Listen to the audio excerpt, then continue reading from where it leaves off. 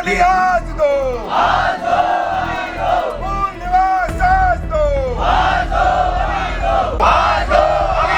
जो घर्षण की बात करेगा वो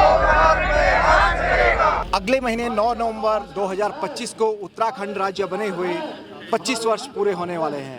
लेकिन इस बीच उत्तराखंड में बहुत कुछ बदला, बहुत कुछ मिला उत्तराखंड को। खासकर नेता बहुत सारे मिले, मुख्यमंत्री बहुत सारे मिले और देश में उत्तराखंड को मुख्यमंत्रियों की फैक्ट्री कहा जाने लगा। बहुत कुछ बदलाव देखा गया, लेकिन जो कुछ नहीं मिला वो नहीं मिला उत्तराखंड को अपनी स्थायी राजधानी। यदि किसी से पूछा जाए कि उत्तराखंड की स्थायी राजधानी कहाँ है, तो शायद इसका जवाब किसी के पास नहीं होगा। पहाड़ की अवधारणा को लेकर के उत्तराखंड की जो मांग शुरू हुई थी, अभी तक वो इसलिए पूरी नहीं हुई क्योंकि उत्तराखंड को उसकी राजधानी नहीं मिली। और पहाड़ों के बीच जो भराड़ीसैंण है, गैरसैंण से 14 किलोमीटर की दूरी पर, वहाँ पर करोड़ों रुपए खर्च होने के बावजूद भी अभी तक उत्तराखंड की स्थायी राजधानी घोषित नहीं की गई है। और इसी मांग को लेकर के पहाड़ के लोग, उत्तराखंड के मूल लोग, दिल्ली एनसीआर के लोग आज यहाँ जंतर मंतर पर जुटे हुए हैं और उनकी मांग है कि उत्तराखंड की स्थायी राजधानी गैरसैंण यानी भराड़ीसैंण को घोषित किया जाए। इस बीच हमारे साथ कुछ लोग हैं जिनसे हम बात करेंगे, इस मुद्दे पे बातचीत करेंगे। वरिष्ठ अधिवक्ता है सुशील कंडवाल जी, और इनको हमने प्रेस क्लब ऑफ इंडिया में भी एक प्रेस कॉन्फ्रेंस के दौरान सुना था।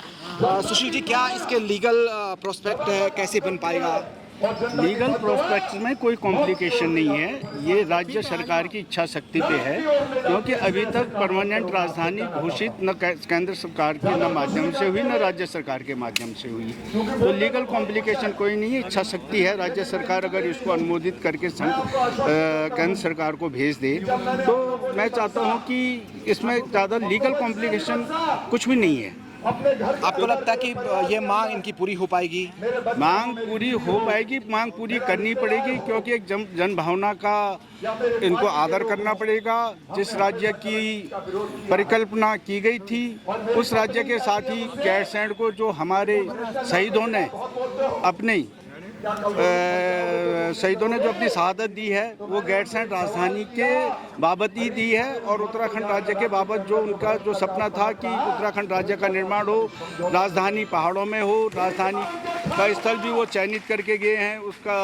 और गैरसैंण राजधानी ही हमारे शहीदों का सपना रहा है। सुशील कंडवाल जी ने बताया कि शहीदों का सपना जो था वो गैरसैंण राजधानी थी। आंदोलनकारी यहाँ से बहुत दूर दूर से आए हुए हैं। क्या नाम था आपका? मोहन सिंह चौधरी। मोहन सिंह जी, क्या आप मानते हैं कि क्या जो धरना प्रदर्शन चल रहा है ये आपके सपने को, इसके मकसद को हासिल कर पाएगा? कर पाएगा सर, मेहनत करोगे तो फल तो मिलता है, करना पड़ेगा और कर चाहेंगे।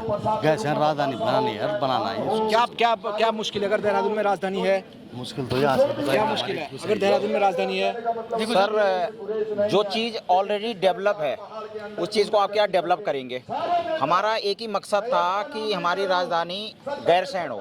और जब हम उत्तर प्रदेश से अलग भी हुए तो हमारे जितने भी शहीद कार्य थे उनका एक ही मकसद था कि राजधानी पहाड़ में हो, कि जिससे पहाड़ का विकास हो। हमारी आज मूलभूत सुविधाएं जो हैं हमको कुछ नहीं मिल रही, चाहे वो स्वास्थ्य हो, शिक्षा हो। हमें अपना यहाँ हम 10-10, 12 हज़ार रुपये की नौकरी करते हैं, कल हमारे माँ बाप बीमार होते हैं तो अपना पैसा खर्च करके प्राइवेट टैक्सी यहाँ से हमें दिल्ली आना पड़ता है। तो हमारी मूलभूत सुविधाएं जो है, हमारी मेन मांग है कि राजधानी गैरसैंण हो। विपिन जी है एडवोकेट, क्या कहेंगे आप इस मांग पे? मेरा ये मानना है कि जो एक गैरसैंण स्थायी राजधानी है, ये मांग वाजिब है। सरकार जो हमारा आंदोलन था, हमारे आंदोलनकारियों का, उनका भी यही सपना था कि गैरसैंण हमारी राजधानी हो। और गैरसैंण उत्तराखंड और कुमाऊं का एक एकता का प्रतीक भी है। और जब तक गैरसैंण स्थायी राजधानी नहीं बनती तो उत्तराखंड का समग्र विकास नहीं हो सकता। तो मेरा ये मानना है कि सरकार को सही से सही कदम उठाकर जल्द से जल्द उत्तराखंड की राजधानी गैरसैंण को बनाना चाहिए और देहरादून को स्थायी राजधानी से बर्खास्त करना चाहिए। कमलेश जी एक यंग एंटरप्रेन्योर हमारे बीच हैं और जैसे गैरसैंण के लिए जो है करोड़ों रुपए खर्च हुए, राजधानी वहाँ विधान भवन बन चुका है, सचिवालय बन चुका है। एक एंटरप्रेन्योर होने के नाते इस इकोनॉमी को कैसे देखते हैं आप? नहीं, बिल्कुल बात सही है कि हमारा जब तक उत्तराखंड में पहाड़ों का विकास नहीं होगा तब तक जो है कुछ भी नहीं हो सकता। पहाड़ों का विकास इसलिए भी ज़रूरी है क्योंकि वहाँ पे स्वास्थ्य सुविधाएं और उसके अलावा जो वहाँ पे बिजनेस डेवलपमेंट है वो कुछ भी नहीं हो पा रहा है। और बिजनेस तभी हो सकता है वहाँ पे जब राजधानी वहाँ पे चली जाए। क्योंकि जनरली आपने देखा होगा जितने भी नेता जनता देहरादून को छोड़ना नहीं चाहते हैं, पहाड़ों की तरफ जाना ही नहीं चाहते हैं। तो मेरा ये मानना है कि राजधानी अति शीघ्र बिना देरी करे हुए इसको तुरंत गैरसैंण में बनाया जाए। गैरसैंण में सारी सुविधाएं, इन्होंने विधानसभा भवन बनाया, सब कुछ बनाया हुआ है, तो ये बहुत ज़रूरी, अति आवश्यक है। क्या लगता है क्या बाधा है गैरसैंण अब तक राजधानी नहीं बनी, तो इसके पीछे क्या मुख्य वजह आप देखते हैं? देखिए, जब हमारा राज्य बना उत्तराखंड, तब से लेकर आज तक हमारी मांग रही है 25 सालों से कि राजधानी गैरसैंण होनी चाहिए। इनको स्थायी राजधानी गैरसैंण कर देनी चाहिए और ये पूरे उत्तराखंड के भविष्य के लिए बहुत ज़रूरी है। और उत्तराखंड की राजधानी अगर गैरसैंण हो जाएगी, पूरा उत्तराखंड का विकास हो सकता है। जो पलायन हो रहा है वो भी रुक सकता है। वहाँ रोजगार के बहुत सारे उपलब्धियाँ हो सकती हैं, लेकिन इन्होंने राजधानी देहरादून बना के डेवलप करने के लिए अपने ऐशो आराम के लिए राजधानी देहरादून कराए, वो बिल्कुल उचित नहीं है। और हमारा जो आंदोलन चल रहा है, इसी आंदोलन से हमें गैरसैंण राजधानी मिलने की पूरी संभावना है। मैं अभी भी यही करूँगा। हमने कांग्रेस बीजेपी नहीं करके हमने मांग अपनी एक ही रखनी चाहिए कि हमें राजधानी, स्थायी राजधानी गैरसैंण चाहिए। हमें आंदोलन नहीं करना है उस तरीके का। विरोध में नहीं बोल रहा उत्तराखंड की स्थायी राजधानी को लेकर कैसा देखते हैं आप? वैसे पहले मैं अपना परिचय दूं, मेरा नाम जगदीश प्रसाद पुरोहित है जी, और मैं स्थायी गैरसैंण का मीडिया में कोर मेंबर, फाउंडर मेंबर हैं। मीडिया प्रभारी एवं प्रवक्ता का दायित्व मेरे पास है। तो जो स्थायी राजधानी गैरसैंण का सपना है, उत्तराखंड, जब उत्तराखंड की मांग 1960 से चली आ रही थी, और 1960 के बाद जो है 94 में और फिर 2000 में उत्तराखंड अलग हुआ। उत्तराखंड अलग होने के 25 वर्षों के बाद भी आज हमारी जो स्थायी राजधानी है वो नहीं मिल पाई।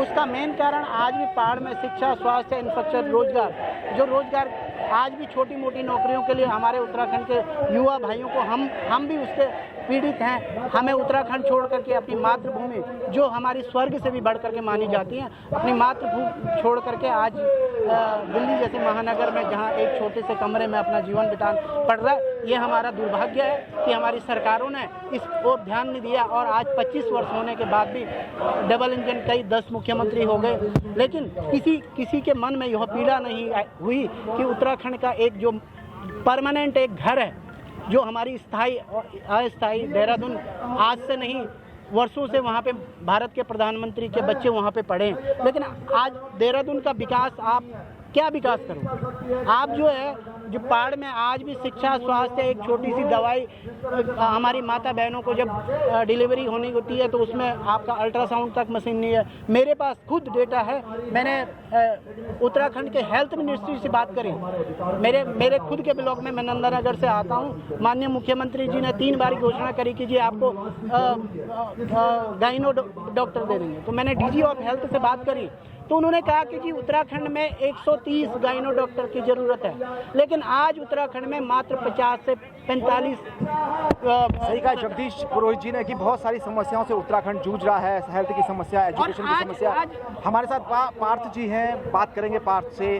पार्थ इंडिया गॉट टैलेंट के सेमीफाइनलिस्ट रह चुके हैं और पार्थ देहरादून से इस धरने प्रदर्शन में भाग लेने के लिए आए हैं। पार्थ, क्या सोचते हैं आप? अभी बच्चे हो, यंग हो, और आप एक कलाकार भी हो। तो सबसे पहले मुझे तो पता ही नहीं था कि हमारी उत्तराखंड की परमानेंट कैपिटल है ही नहीं। मुझे लगता था देहरादून ही है, और जब मैंने इस चीज़ के बारे में जाना, पहले राज्य के लिए आंदोलनकारी खड़े हुए, शहीद हुए, अब ये कैपिटल के लिए भी खड़ा होना पड़ रहा है, तो ये बड़ी शर्मनाक बात है। और जिन मंत्रियों तक हम ये बात पहुंचाना चाहते हैं, मैंने अभी एक वीडियो देखी, एक मंत्री जी हैं, वो एक जिलाधिकारी से इस ढंग से बात कर सकते हैं, तो आम जनता से वो किस तरीके से बात करेंगे? एक मंत्री जी का जो व्यवहार है वो एक जिला अधिकारी के लिए ऐसा है, तो आम जनता की वो क्या ही सुनेंगे? जो हमारे भूतपूर्व IAS हैं, जब उन्होंने ये ग्रुप बना तब जाके मुझे पता चला कि अभी तक तो हमारी कैपिटल है ही नहीं, और जितने भी लोग हैं ज़्यादातर रिटायर्ड हैं या फिर 30 से 40 से 50 साल उम्र है। 17 साल, 16 साल, 20 साल, 25 साल जिनके लिए ये लोग खड़े हुए हैं, वो लोग कहाँ हैं? वो लोग क्यों नहीं आए, और वो लोग क्यों इस मुद्दे को काफ़ी लाइटली लेते हैं? क्योंकि सब स्वार्थी हो चुके हैं, सिर्फ अपने लिए सोचते हैं। हम अपना बैठे, हमारी प्राइवेट सेक्टर में है, गवर्नमेंट सेक्टर में, हम अपने बंगले में, घर में इंजॉय कर रहे हैं। उन पहाड़ियों का क्या, उनका क्या जो वहाँ पे रह रहे हैं? उनके विकास का क्या, रोडों का क्या, हॉस्पिटल नहीं है, कोई बीमार हो गया, गर्भवती महिला जिसको बच्चा जन्म देना हो वहाँ हॉस्पिटल ही नहीं है, स्टाफ ही नहीं है। तो अगर हमारी सरकार ऐसा करेगी हमारे राज्य के लिए तो कैसा चलेगा। तो मैं पार्थ ने जैसे बताया कि सरकार के हाल क्या है, अधिकारियों के हाल क्या है, नेताओं के हाल क्या है, कि जब वो ऐसा करते हैं तो आम जनता के साथ क्या बर्ताव करेंगे। ये सुना आपने उत्तराखंड के जो लोग हैं यहाँ पे प्रोटेस्ट के लिए आए थे, उन्होंने बताया कि किस तरह उत्तराखंड वो अपनी मूलभूत सुविधाओं से जूझ रहा है और उनको पूरा करने के लिए, मूलभूत सुविधाएं पहुँचाने के लिए शिक्षा, स्वास्थ्य समेत रोजगार और तमाम मुद्दों का यही समाधान हो सकता है कि जब उत्तराखंड को अपनी स्थायी राजधानी गैरसैंण मिल जाए, जो कुमाऊं और गढ़वाल मंडल के बीचों बीच स्थित है और जहां काफ़ी सारा विकास हो चुका है, विधानसभा भवन बन चुका है, सचिवालय बन चुका है, मंत्रियों विधायकों के आवास तैयार हो चुके हैं। इनकी मांग है कि वहां परमानेंट कैपिटल घोषित की जाए। कैमरामैन उसामा के साथ सुभाष चतुर्वेदी, जंतर मंतर, डायनामाइट न्यूज़, नई दिल्ली।